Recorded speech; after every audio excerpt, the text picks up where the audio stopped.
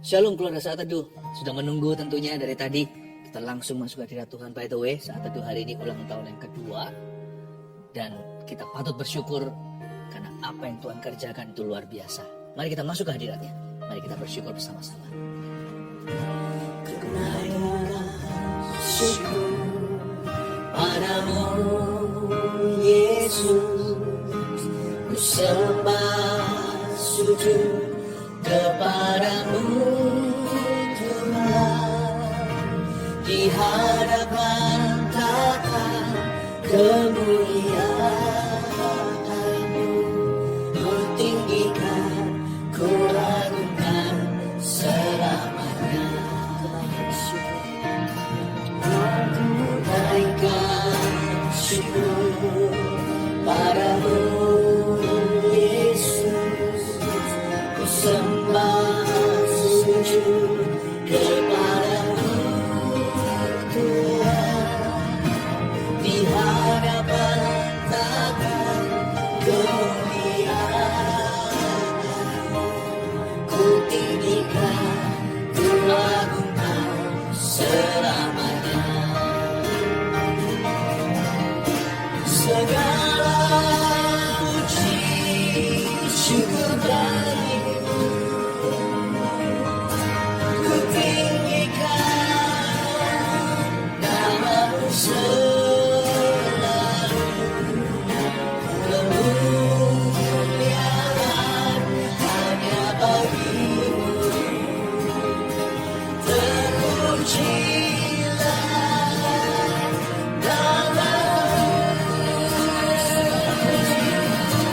Segala puji syukur bagi-Mu, ku tinggikan nama-Mu selalu. Kemuliaan hanya bagi-Mu, terpujilah nama-Mu. Segala puji syukur bagi-Mu, ku tinggikan nama-Mu selalu. Kemuliaan hanya bagi-Mu, terpujilah nama-Mu. Kemuliaan hanya bagi-Mu, terpujilah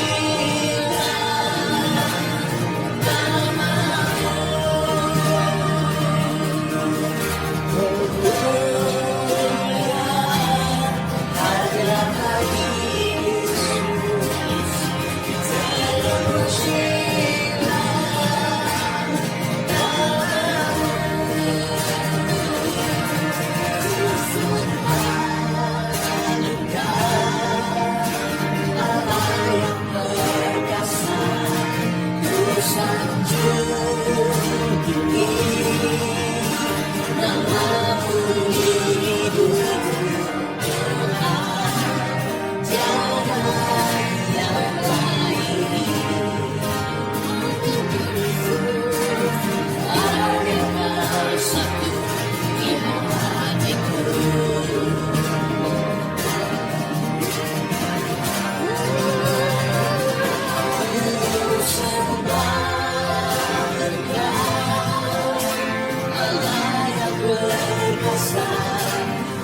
sanjung tinggi nama-Mu di hidupku, Tuhan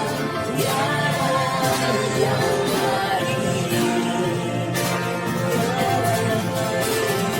Adakan satu di hatiku,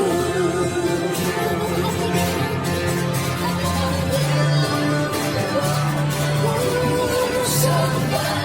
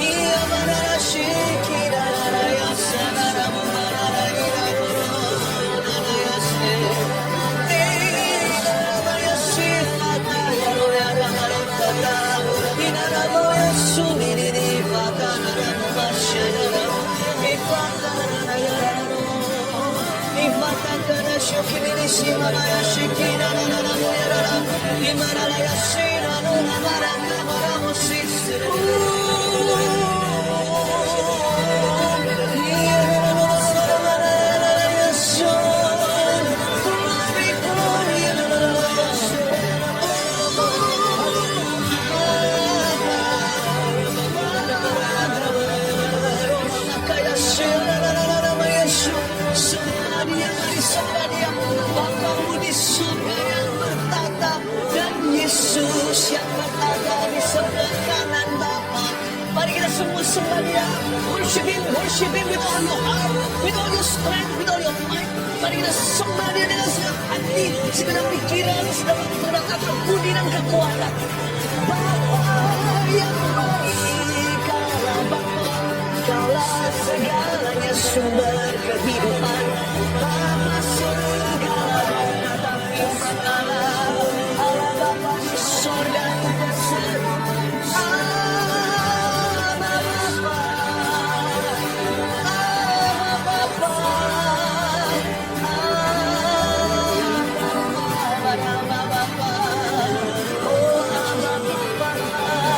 Mari kita menyembah Dia, worship the Father God. Mari kita sembah Bapa di dalam nama Yesus Kristus Tuhan.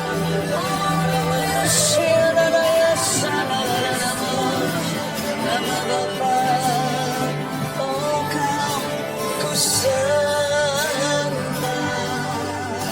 glory Kau ku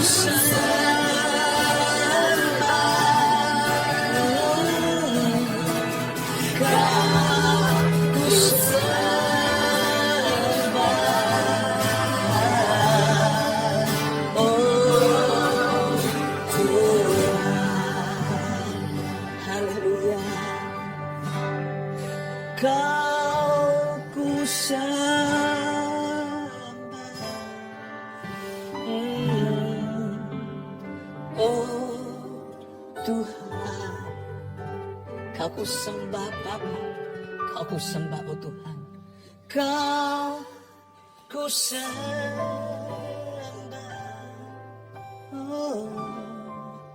oh Tuhan. Bapa, Kau ditinggikan, kami dapat merasakan sedang duduk di kaki-Mu. Terima kasih Bapa, Engkau sumber yang baik. Karena pengorbanan Yesus di kayu salib, kami bisa mengenal-Mu Bapa. Kami dapat menyebut-Mu ya Aba. Terima kasih kami menjadi anak-anak-Mu. Berkat terbesar, tidak ada harta lebih dari itu yang dapat kami miliki. Satu-satunya yang membuat kami bermakna adalah kami telah menjadi anak-anak-Mu Bapa. Terima kasih, kami tidak mau khawatir lagi. Kami tahu Bapa sangat mencintai kami, mengasihi kami bukan karena kami worthy, tapi karena Yesus pengorbanannya melayakkan kami. Terima kasih Tuhan. Sampaikan sabda-Mu, beritakan firman-Mu melalui mulut hamba-Mu, sembunyikan kami rapat-rapat di balik salib-Mu. Biarkan kemuliaan Tuhan yang nyata. Dalam nama Yesus, haleluya, amin. Praise the Lord, puji Tuhan.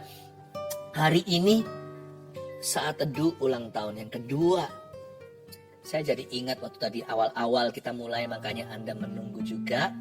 Tentunya teknologi itu selalu comes with all the troubles. Pasti ada juga masalah teknis dan sebagainya. Jadi ingat nostalgia 2 tahun lalu pertama kali kita adakan saat teduh itu belum ada di YouTube, adanya di Instagram. Lalu tidak terrekod pula karena memang kita nggak menyadari ini akan jadi apa. Hanya mau memberkati, mengajarkan orang untuk berdoa. Orang-orang ribuan keluarga saat teduh mulai dilahirkan hari itu. Ternyata Tuhan itu bekerja dengan dahsyat sekali. Sampai hari ini kita patut bersyukur ya. Nanti setelah doa berkat selesai, jangan off air dulu. Anda jangan sampai meninggalkan tempat, karena kita nanti akan sama-sama nyanyi happy birthday kepada keluarga saat teduh. Tapi sekarang mari kita buka firman Tuhan dulu. Saya kasih judul, jangan khawatir, ada Bapa. Ya, jangan khawatir, ada Bapa. Don't worry, ada Bapa di sorga. Sebuah pesan yang sama dari ayat-ayat ini saya khotbahkan di saat teduh bersama yang perdana. Tapi nggak ada rekodnya hari ini. Karena itu saya khotbahkan dari ayat-ayat yang sama lagi. Kalau Anda tidak ada di sana waktu saat teduh bersama dilahirkan.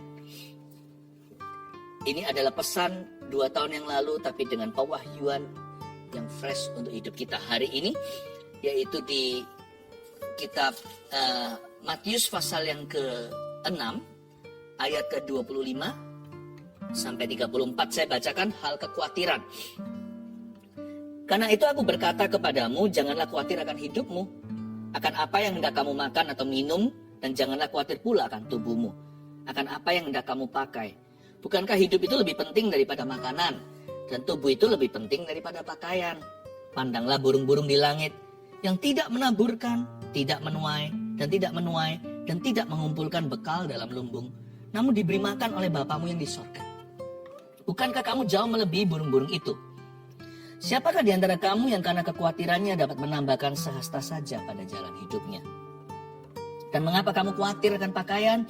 Perhatikanlah bunga bakung yang di ladang, yang tumbuh tanpa bekerja dan tanpa memintal.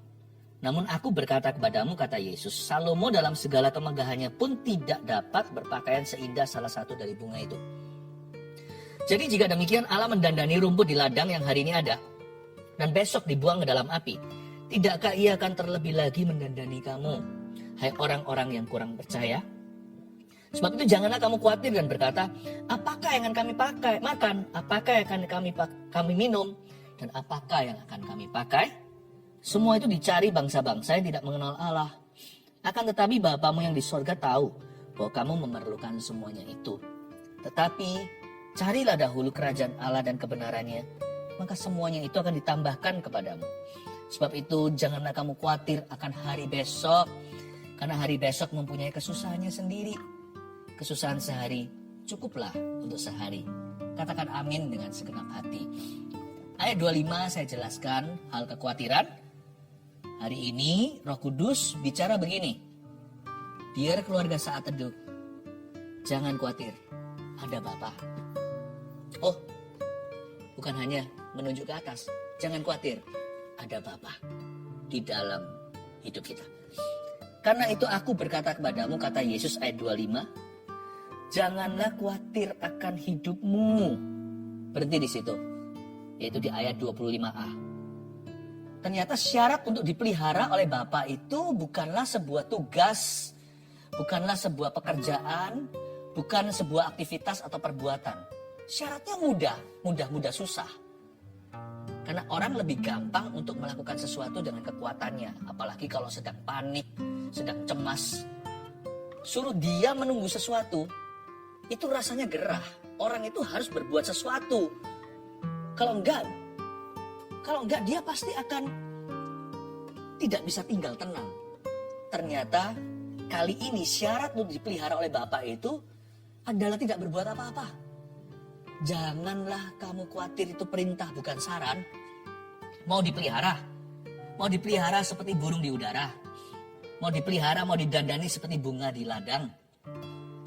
Alkitab mengatakan dengan jelas, Yesus mengajarkan begini, kalau kamu mau dipelihara, janganlah khawatir akan hidupmu. Wah, perintah itu kan biasanya untuk berbuat sesuatu. Ini sebuah perintah untuk tidak berbuat apa-apa. Disuruh tinggal diam dan tenang dan ketahuilah bahwa Dia adalah Allah. Disuruh tidak boleh khawatir karena ada Bapa. Kali ini iman adalah berdiri, tidak melangkah. Stand Moses, berdirilah di sana hai Musa. Hari ini engkau akan melihat kelepasan dari tangan Tuhan. Today you shall see my deliverance. Musa emangnya bisa buat apa? Maju ke depan tenggelam di Laut Merah. Mundur ke belakang sudah digempur oleh pasukan Mesir yang sudah bernafsu membunuh. Sometimes dalam hidup ini kita tidak bisa maju atau mundur. Kita tidak bisa melakukan apa-apa. Tinggal percaya. Tahukah syaratnya untuk kita dipelihara oleh Bapa? Janganlah kamu khawatir. Sebuah perintah yang tidak berakhir pada aktivitas. Tapi sebuah perintah yang berujung pada iman yang teguh pada Tuhan. Have a strong faith, will you? You don't have to have a great faith. Tidak perlu kita punya iman yang gede atau besar. A strong one. Biji sesawi pun tapi utuh. Jangan bimbang sama Tuhan. Lalu apa aja sih yang dikhawatirkan oleh orang sejak 2000 tahun, sejak ribuan tahun yang lalu? Ternyata dari zamannya bangsa Israel di Mesir ataupun ketika mereka sedang mengembara di padang gurun, nggak ada perubahan tuh manusia. Manusia tetap khawatir dari sononya, dari nenek moyang sampai hari ini. Hanya kekhawatirannya beda. Dulu nggak ada teknologi seperti hari ini. Dulu zaman berubah, berbeda. Hari ini dunia berubah. Tapi tetap sama pada dasarnya. Selalu manusia itu terbuat dari materi yang sama. Kita ini khawatiran orangnya. Jangan khawatir akan hidupmu. Biasanya orang khawatirnya itu 3 sub atau ada 3 dimensi akan apa yang hendak kamu makan atau minum. Jangan khawatir pula akan tubuhmu. Apa yang hendak kamu pakai. Biasanya makan, minum, pakaian, sandang, pangan, papan. Manusia itu khawatir. Meskipun ya sudah banyak orang yang melampaui level kebutuhannya tercukupi. Itu pun masih khawatir loh. Karena kali ini bukan lagi khawatir tentang makanan atau minuman. Tapi sepiring nasi, semangkok nasi, dan sepiring berlian. Manusia itu penyakitan. Kekhawatirannya dijawab pun punya nanti upgrade dia kekhawatiran yang lebih besar. Khawatir itu penyakit rohani. Rohnya sakit. Tidak tergantung dengan sekaya apa orang tersebut. Apa yang dia miliki atau apa yang dia belum punya. Nggak ada hubungannya. Khawatir itu adalah keputusan. Kekhawatiran itu sebenarnya adalah hinaan ke wajah Bapa. You nggak becus, gitulah kira-kira kita ngomongnya. Nggak langsung sih mana siapa berani. Tapi sebenarnya kekhawatiran itu dengan kata lain berkata, Tuhan, you're not doing a good job in my life. Tuhan, kau tidak melakukan perbuatan yang baik. Ya. Tuhan itu nggak lulus dalam hidupku. Tuhan itu nggak bagus. Kita itu menuduh Tuhan, berkata Tuhan tidak becus. Khawatir itu dengan kata lain begitu. Sama, kita nggak usah dituduh pencuri. Tapi kalau HP orang di sebelah sana, lalu dia lihat kita, lalu dia pegang dan masukkan dengan lirikan seperti itu, ya sama aja dipandang sebagai pencuri. Ya nggak apa-apa sih kalau orang nggak kenal sih, lumrah. Dunia ini atau bumi ini penuh trauma. Tapi kalau orang itu sudah kita kenal, lalu dia begitu, wah, kita bisa tersinggung ya, karena Tuhan juga kita singgung berkali-kali lewat kekhawatiran. Seolah-olah sepertinya kita berkata, Tuhan, Engkau tidak mampu, Engkau tidak sanggup. Karena itu kekhawatiran itu sesuatu yang serius loh. Saya anggap itu, menurut saya, kekhawatiran itu dosa. Karena ini perintah kan, jangan. Jadi kalau kita langgar ya, apa kalau bukan dosa? Nah, kita baca berikutnya, bukankah hidup itu lebih penting daripada makanan dan tubuh itu lebih penting daripada pakaian? Di sini Tuhan mulai tunjukkan kita prioritas hidup yang lebih penting lagi. Karena kita ini bukan hewan. Bukankah hidup itu lebih penting? Kata bukankah hidup itu lebih penting menunjukkan bahwa hidup itu anugerah. So treat life as a gift. Mari kita memperlakukan kehidupan kita itu sebagai kasih karunia dari Allah. Sebagai pemberian. Hidupku ini kado dari Tuhan. Jangan bunuh diri, jangan lukai diri. Jangan jahat sama diri sendiri. Juga jangan manjakan diri sendiri sih. Ya, perlakukan dirimu sebagaimana firman Tuhan perintahkan dan ajarkan. Jangan berlebihan, jangan kekurangan. Tapi treat life as a gift. Mari kita perlakukan hidup itu sebagai sebuah kasih karunia. Hidup itu kan lebih penting daripada makanan. Tubuh itu lebih penting daripada pakaian. Namun demikian tidak untuk hewan. Kadang-kadang kalau saya lihat ya, ikan di akuarium itu hidupnya sehari-hari apa? Kasihan sih. Dia itu kan hanya dibatasi dengan tembok akuarium itu, kaca-kaca kiri kanan. Tapi sehari-hari pikirannya hanya makan. Kalau kita sehari-hari pikirannya makan, bedanya apa sama hewan? Kalau kita hanya dikuasai dengan kekhawatiran apa yang kita pakai, apa yang kita minum, bedanya apa kita sama ciptaan Allah yang tidak semulia manusia? Manusia diciptakan sebagai makhluk kekal. Di dalam kita tinggal manusia rohani yang tidak bisa mati. Hewan bisa mati, tanaman juga. Tumbuh-tumbuhan bisa binasa. Tapi hanya manusialah yang disebut meninggal dunia. Pasti ada sesuatu yang lebih tinggi daripada hidup yang sekarang yang patut kita kejar dan perjuangkan. Gak mungkin melulu hanyalah soal pakaian, makanan, minuman. Kalau begitu kan Tuhan gak akan mengatakan bahwa kita adalah ciptaannya yang paling mulia. Kalau ternyata sederajat dengan binatang. Atau kalau kita selevel dengan hewan, semuanya hanyalah insting. Hanya kawin dan makan. Coba lihat, mau melatih hewan yang paling berakal budi pun, dolphin contohnya, tetap harus kasih ikan kecil. Ujung-ujungnya, they live only to eat. Mereka hidup untuk makan. Kita enggak loh. To live is Christ. Kita ini hidup untuk Kristus. Makan untuk hidup ya. Tapi hidup kita bukan untuk makan. Hidup kita adalah untuk Tuhan. Berarti ada sesuatu dong. Pasti ada sesuatu yang lebih daripada sekedar makanan, minuman, dan juga pakaian. Bahkan semangkuk nasi, sepiring berlian. Pasti ada lebih dari itu. Bedanya kalau hewan itu primitif. Kalau manusia itu sepiring berlian tadi, sophisticated, kita lebih kompleks. Tapi kalau ujungnya hanyalah untuk gratifikasi atau untuk memuaskan diri sendiri, bedanya apa kita sama ciptaan Allah yang lebih rendah? Ayat 26, pandanglah burung-burung di langit yang tidak menaburkan, tidak menuai, dan tidak mengumpulkan bekal dalam lumbung, namun diberi makan oleh Bapamu di sorga. Bukankah kamu jauh melebihi burung-burung itu? Baik, mari kita bicara soal burung-burung yang dimaksud di ayat 26. Betul sih, burung-burung itu memang tidak menabur dan tidak menuai. Tidak mengumpulkan. Tapi bukan berarti bahwa burung-burung itu nggak bekerja. Nah, kita masuk ke fase berikutnya. Jangan khawatir itu nomor 1. Itu harus settle dulu di hati kita. Dan setelah kita tenang di dalam hati kita, bekerja pun menjadi berkat. Dengan segala tantangan, rintangan, pusingnya, pekerjaan itu sukacita loh. Kerja itu bukan kutukan. Kerja itu sudah ada di Taman Eden sebelum Adam dan Hawa jatuh dalam dosa. Cuman bedanya setelah mereka jatuh, mereka kehilangan tujuan Allah. Sama seperti kita kerja untuk apa? Kalau ditanya beneran kita nggak tahu. Kita nggak ngerti. Tapi itu yang disebut dengan manusia jatuh dari kemuliaan Allah. Tapi pekerjaan itu sendiri adalah berkat. Jadi jangan dibawa stres. Kalau kita punya pekerjaan itu bersyukur. Banyak orang mau kerja nggak ada. Banyak orang kehilangan pekerjaannya alias di PHK. Kalau kita masih punya pekerjaan, if you don't do what you love, then learn to love what you do.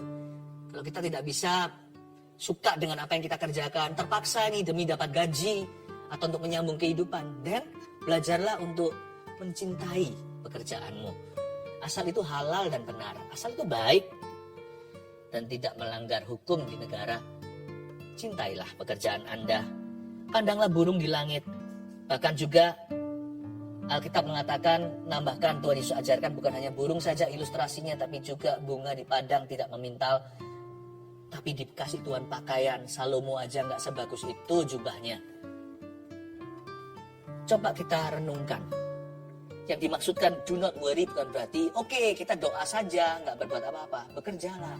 Kalau nggak kerja jangan makan. Tapi bekerja itu adalah aktivitas fisiknya. Hatinya harus rest di Tuhan.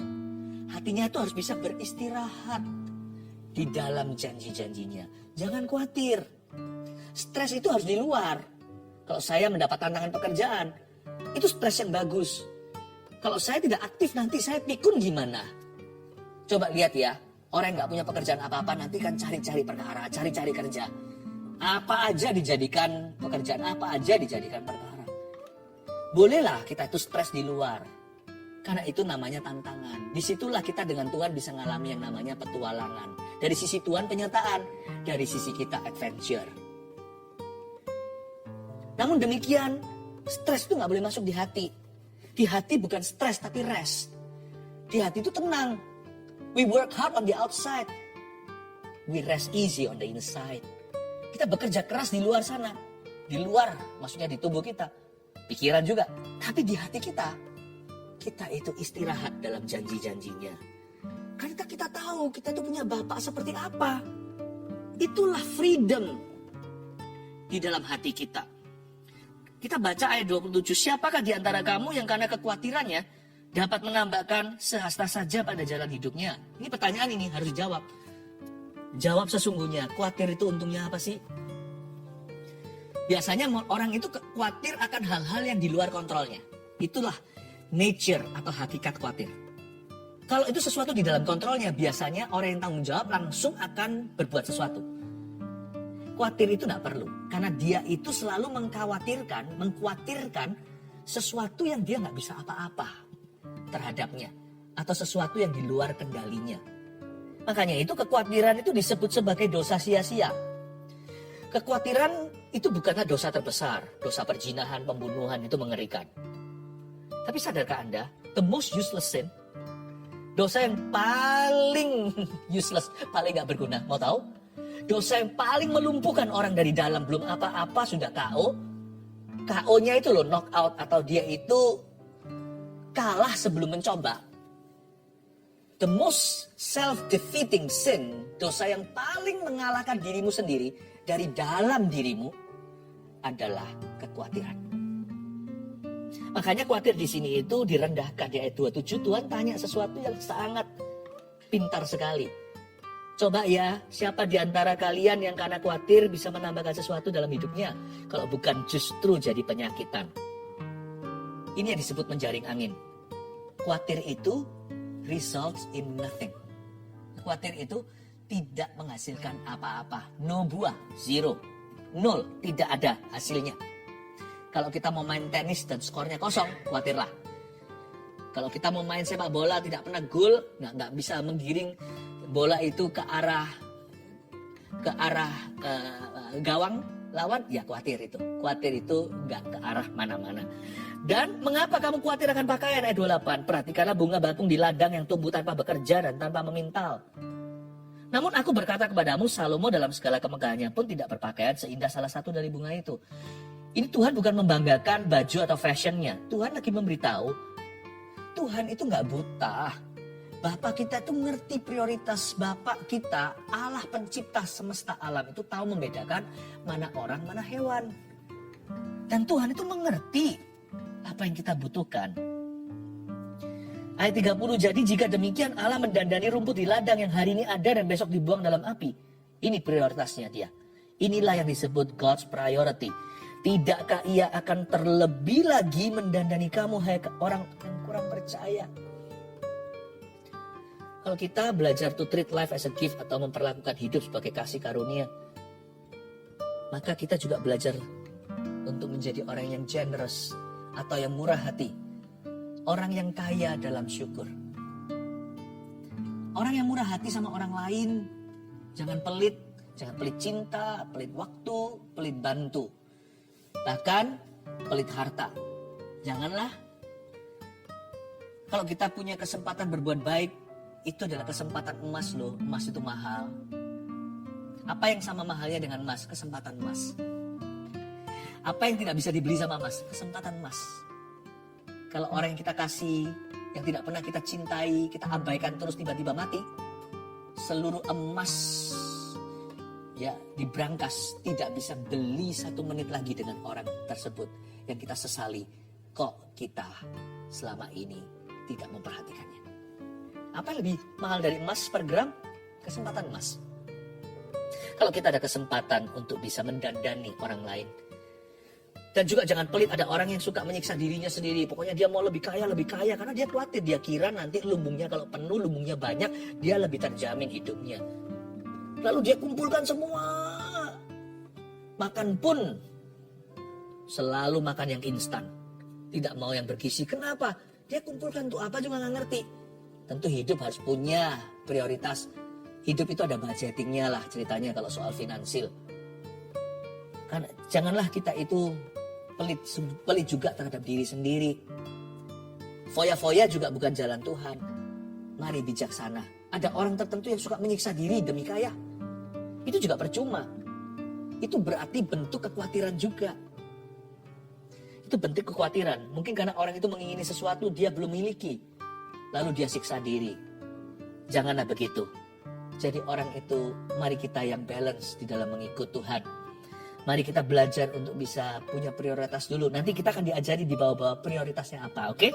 Kita lanjut ayat 31. Sebab itu janganlah kamu khawatir dan berkata, apakah yang akan kami makan? Apakah yang akan kami minum? Apakah yang akan kami pakai? Semua itu dicari bangsa-bangsa yang tidak mengenal Allah. Akan tetapi Bapamu yang di surga tahu bahwa kamu memerlukan semuanya itu. Semua itu dicari bangsa-bangsa yang tidak mengenal Allah. Begitulah hidup yang di luar Tuhan selalu ujungnya makan, minum, pakaian. Benar.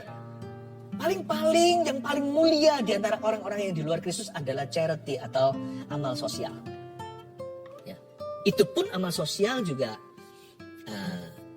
hanyalah untuk menambal sesuatu yang fisik. Tidak bisa menyelamatkan jiwa orang. Keluarga saat tadi yang saya kasih, janganlah kita hidup seperti bangsa yang tidak mengenal Allah. Semua itu dicari oleh mereka. Hiduplah dalam dimensi kerajaan Allah. Ayat 33. Tetapi carilah dahulu kerajaan Allah. Dan kebenarannya. Maka semuanya itu akan ditambahkan kepadamu. Tunggu dulu, Pastor Philip. Carilah dahulu kerajaan Allah itu dan kebenarannya. Baru semua ditambahkan kepada saya. Ini justru ayat yang selalu membuat saya tertuduh. Kalau saya ngelembur di kerja, aduh duniawi aku ini. Nanti kalau saya mainan sama keluarga saya, terlalu lama sama mereka, saya merasa, kok keluarga jadi berhala ya? Kok saya gak masuk ke ruang doa saya dan sembahyang? Seolah-olah sepertinya Tuhan itu selalu jadi musuh apapun yang kau cintai di hidup ini. Dengan ayat ini, carilah dahulu. Kayaknya Tuhan itu cemburu. Dikit-dikit, ayo. Kenapa gak sama aku? Nanti kalau ada orang yang belajar untuk ujian. Waktu saat teduh, isinya adalah sorry melulu. Sorry ya Tuhan, aku belajar terus dan sebagainya. Aku melupakan bersekutu denganmu. Salah tafsir, Tuhan itu tidak jadi oposisimu. Segala sesuatu yang Anda bisa lakukan, bahkan usahakan hari ini, apalagi berkat-berkat yang sudah tidak bisa disangkali, itu semua datangnya dari Tuhan, dari Bapa yang kekal. Ini bukan ayat yang menjadikan segala sesuatu dalam hidupmu itu adalah saingan bagi Tuhan. Atau Tuhan selalu menjadi saingan semua yang Anda sukai dan nikmati. No. Ini ayat justru ajarkan pada kita. Kalau kita itu kerja lembur, do it for the Lord. Carilah dahulu kerajaan sorga dan kebenarannya itu berarti bahwa Yesus dan kebenarannya kemana-mana di hidupmu. Ke sekolah, ngelembur kerja. Tahukah Anda kalau Anda bekerja dengan baik dan pekerjaanmu berhasil, itu untuk kemuliaan Tuhan.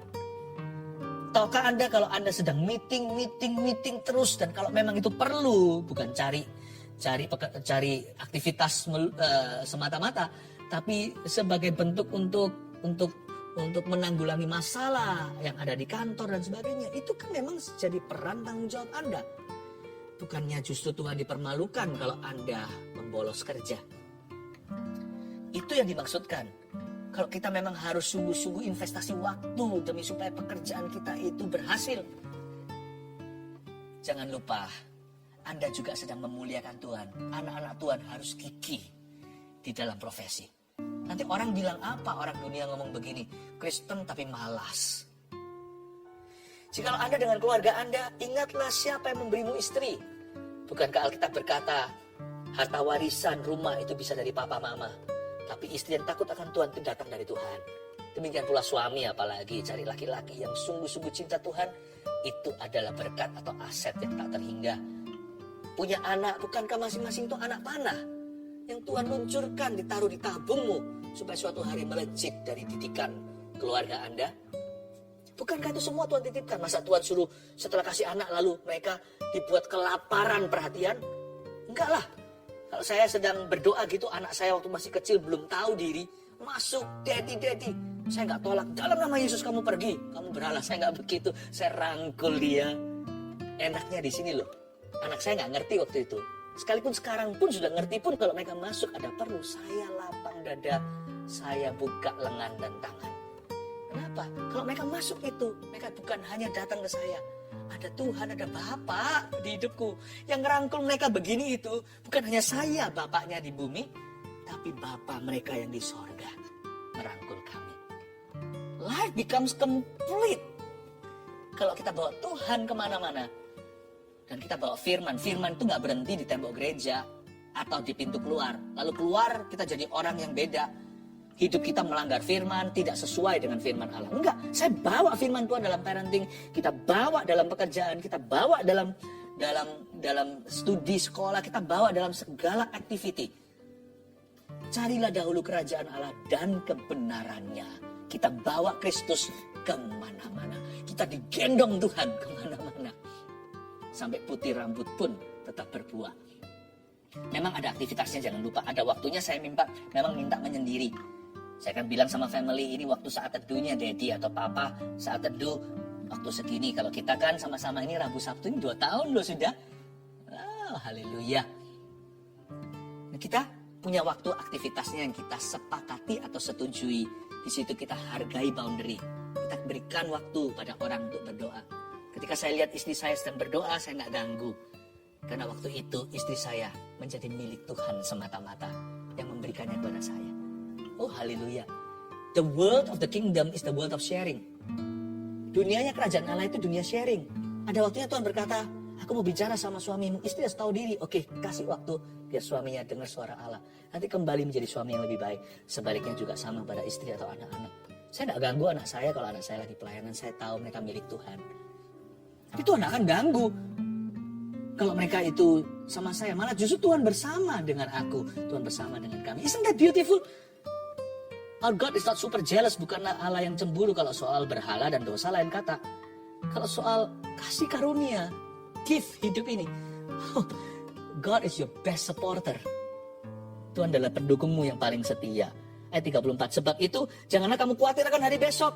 Karena hari besok punya kesusahannya sendiri. Kesusahan sehari untuk sehari. Kesusahan sehari cukuplah untuk sehari. Ini bukan berarti kita nggak boleh buat perencanaan loh ya, salah. Kita itu harus jadi orang yang selalu learn from the past, selalu belajar dari masa lalu. Menjadi orang yang plan for the future, menjadi orang yang selalu merencanakan masa depannya. Tapi jangan lupa, kalau mau hidupi di masa kini. Masa lalu jangan dilihat yang enggak, yang kurang bagus. Masa lalu itu, apa yang baik yang perlu Anda pelajari jangan dilupakan. Masa lalu bisa menjadi piala yang luar biasa, meskipun kesalahan kita. Masa depan harus direncanakan. Rencanakan. Jangan berkata aku ngalir, kesusahan sehari itu sehari. Yang sehari-sehari itu kesusahan, bukan perencanaan. Perencanaan jangan seharian. Rencana itu tahunan. Nah, kamu sekolah gimana? Kalau orang sekolah SMP, SMA, SD, elementary, high school, harusnya punya pikiran university. Orang kuliah juga harus punya pikiran karir dong. Orang pacaran harus punya rencana menikah. Pertanyaan kapan mau menikah harus bisa dijawab minimal oleh sang pria. Rencana itu nggak boleh sehari-hari. Susah atau sehari-hari, kesusahan sehari-hari. Ya, 1, 2, 3 saya kasih poin supaya Anda bisa bawa dalam doa selalu dan senantiasa. Apa aja yang kita pelajari hari ini saya review dan saya rangkumkan begini. Yang pertama, jangan khawatir ada Bapa. Karena nomor 1, kita punya seorang Bapa yang memahami kebutuhan kita. Haleluya. Oh, I love this. This spells freedom in my life. Ini terasa seperti freedom di dalam hati dan jiwa saya. Kita itu loh punya seorang Bapa di sorga yang sangat memahami kebutuhan kita. 2, gantikan kekhawatiran dengan visi kerajaan sorga untuk hidup kita. Kunci katanya terletak pada kata replace. Bukan melenyapkan kekhawatiran, susah sih terus terang, saya sudah mencoba. Gantikan, bukan disingkirkan, nggak bisa disingkirkan. Kalau saya nganggur, saya pasti akan khawatir. Kalau saya fokus pada diri sendiri, saya pasti akan khawatir. Mau tahu kenapa saya nggak bisa khawatir? Oke, contohnya Rabu Sabtu malam gini, saya nggak bisa khawatir tentang hidup saya melulu. Karena saya memikirkan keluarga saat teduh. dengan kita mengisinya dengan sesuatu yang dari Tuhan atau sesuatu yang sifatnya bukan diri kita. Sesuatu yang jelas-jelas adalah bernilai kekal dan demi kerajaan sorga untuk Tuhan dan untuk orang lain. Cinta jiwa-jiwa. Saya telah menggantikan ruang khawatir di hidup saya itu. Sebagian besar sahamnya sudah beda shareholdernya. Dulu saya khawatir tentang diriku. Udah habis kekhawatiran saya terjawab pun masih khawatir yang ekstra lagi. Kalau nggak ada yang bisa dikhawatirkan, saya masih bisa mengkhawatirkan kekhawatiran. Saya khawatir nanti kalau saya khawatir gimana? Dasar orang memang kalau suka kekhawatiran ya kan? Saya gantikan itu. Saya nggak nganggur. Saya ganti dengan apa? Saya ingin sekali bersama dengan gereja Mawar Syaron tercinta. Untuk mendirikan 1000 gereja lokal yang kuat untuk mengembalakan jiwa-jiwa dan memuridkan mereka di sana. Tuhan kehendaki, Tuhan izinkan 1 juta jiwa. Mereka dewasa berbuah-buah lebat. Udah, tugas kita nggak muluk-muluk, cuman sampai situ. Lebih dari itu 10 juta orang, 100 juta orang, 1 miliar orang, seluruh bumi penuh kemuliaannya. Mungkin sudah bukan jangkauanku. Itu saja membuat seumur hidup saya penuh, sibuk. Nggak ada ruang nganggur. Gantikan kekhawatiran kita dengan visi kerajaan sorga untuk hidup kita. Apa visimu? 3. Tadi yang saya sudah jelaskan, tinggal tuliskan aja kalimat hikmatnya. Rencanakan masa depan, namun hidupi masa kini. Lihat tuh orang di kanan kirinya, anaknya kalau masih kecil beranjak dewasa, dia nggak selamanya kecil loh ya. Nikmati. Orang tuanya masih ada, nikmati. Nggak selamanya mereka bersama dengan kita. Usahakan. You live today, live to the fullest. Jesus loves you so much. Akhir kata, don't worry. Ada Bapak. Bukan don't worry, be happy. Jangan khawatir, ada Bapak. Kalau Anda berada bersama dengan orang lain, Anda mendengarkan saat teduh ini, Anda bisa katakan pada kiri kanannya, jangan khawatir ya, ada Bapak. Kalau Anda sendirian, katakan pada diri sendiri seperti ini, tepuk dadanya dan berkata elus-elus di sini, jangan khawatir ya, ada Bapak. Haleluya. Come on. Lebih dari Bapa di dunia,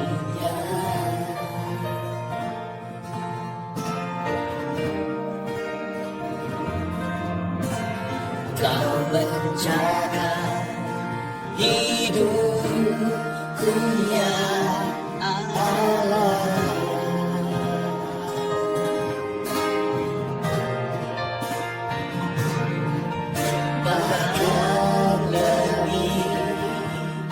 Dari kasih seorang ibu, Kau selalu menyambutku.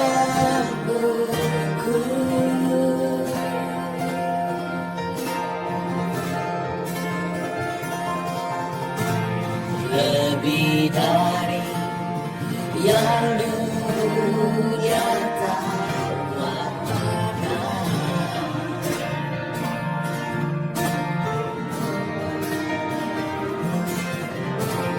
Kau berikan yang terbaik, oh Tuhan.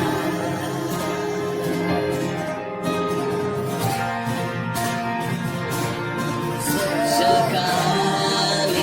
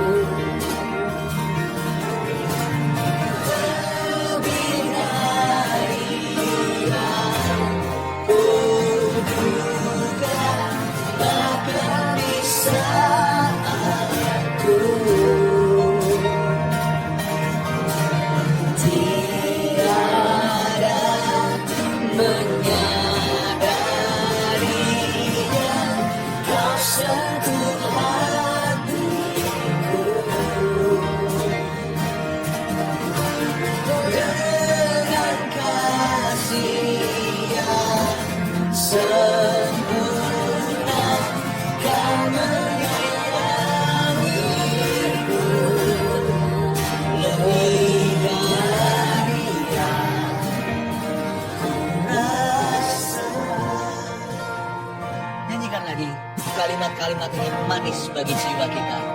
Lebih dari Bapa di dunia. Lebih dari Bapa di dunia.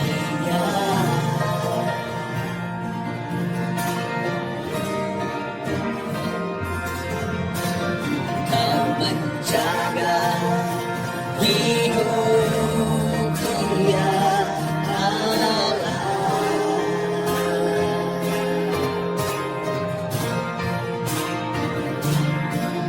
Bahkan lebih dari kasih seorang ibu,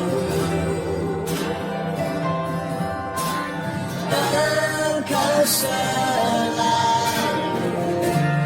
menyambutku.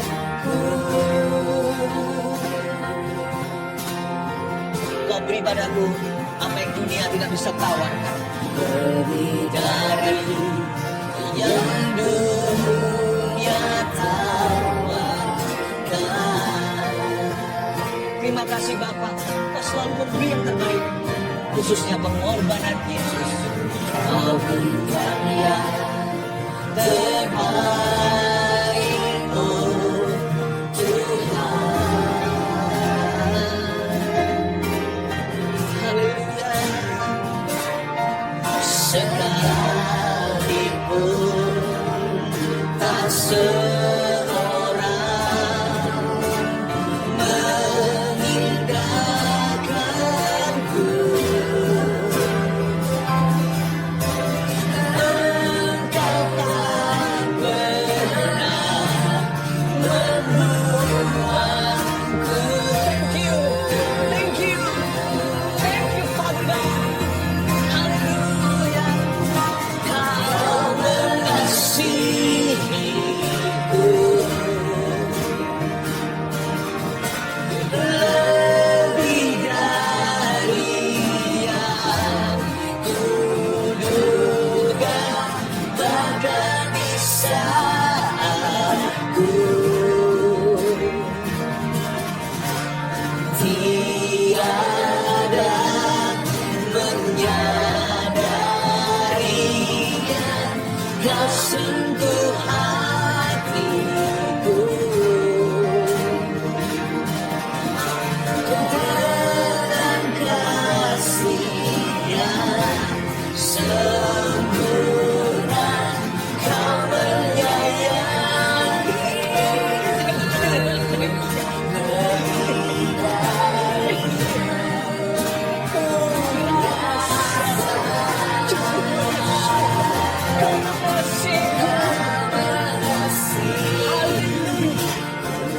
I'm so happy with you, Lord.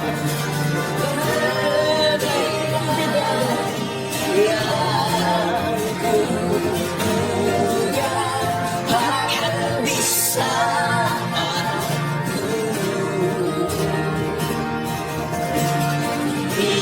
tiada menyadarinya, Kau sentuh hatiku. Dengan kasih yang sempurna, Kau menyayangiku lebih dari yang ku rasa. Tidak mampu mana yang sudah dalam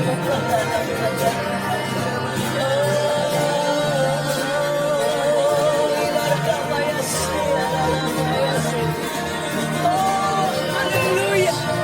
What joy, sukacita, sukacita, sukacita tak terkata.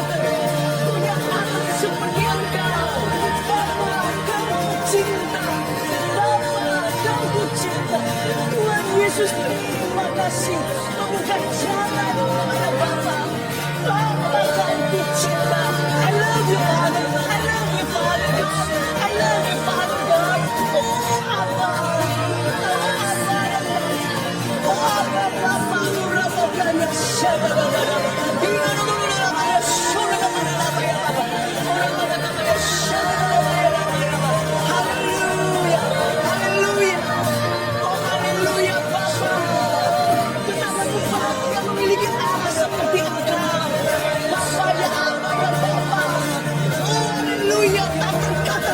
sukacita yang kurasakan. Damai-Mu tak terhingga, damai-Mu tak terhingga. Kasih-Mu betapa tinggi, betapa dalam, betapa luas lebarnya. Oh haleluya, oh haleluya, oh haleluya.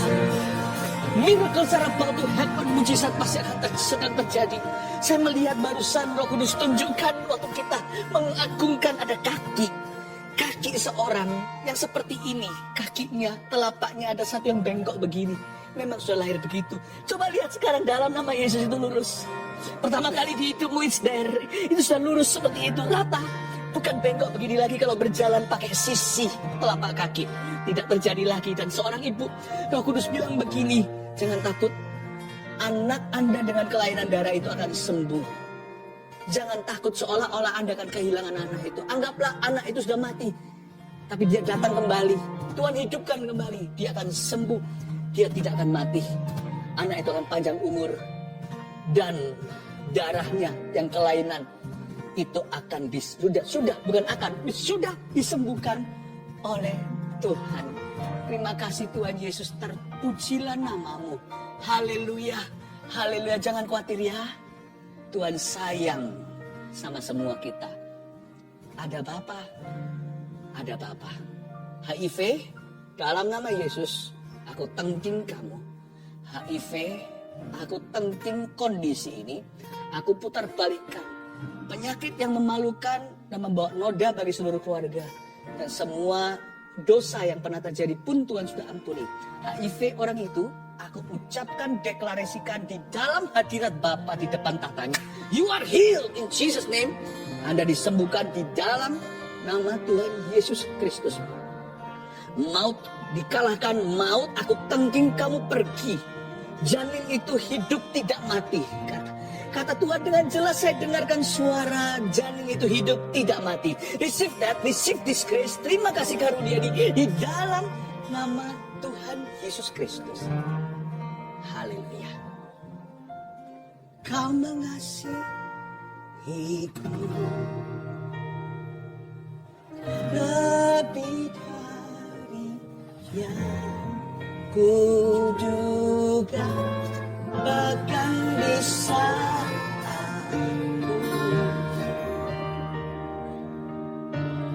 tiada menyadarinya. Kau sentuh hatiku dengan kasih yang sempurna.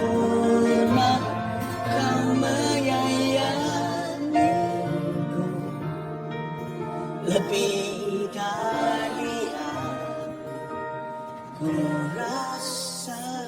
Letakkan tangan, dua tangan di dada seperti ini sambil ucapkan kalimat terakhir.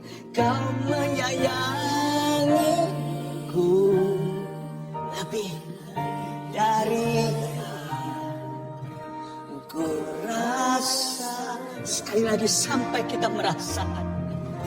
Kau menyayangiku lebih dari ku rasa. Kita akan menerima doa berkat. Jangan kemana-mana dulu, kita nyanyi happy birthday. Untuk saat teduh bersama, cake sebentar lagi disiapkan ya. Nanti minggu, saya tergerak sekali ya, hari Sabtu nanti saat teduh berikutnya. Saya akan bicara menyinggung soal frustrasi. Kalau hari ini soal khawatir, next tentang frustrasi. Jika Anda sudah diberkati lewat channel ini, jangan lupa untuk subscribe, tekan tombol loncengnya supaya nanti episode berikut-berikutnya kita akan ingatkan supaya tidak ketinggalan. Ya. Dan terima kasih untuk dukungan semua keluarga saat teduh, tak terkecuali. Andalah alasan channel ini terus berdiri. Andalah alasan kami terus melayani. Thank you untuk dukungan, support, love, and your trust. Haleluya. Kita angkat tangan dulu lalu kita nyanyi happy birthday, oke? Terimalah berkat dari Allah Bapa, keluarga saat teduh tercinta. Jesus loves you. We love you so much too. blessing upon you in Jesus name. Dalam nama Yesus. Haleluya. Amin. Happy birthday to us. Happy birthday to us. Itu kita. Happy birthday, happy birthday, happy birthday to us. Happy birthday to us. Itu kita. Happy birthday.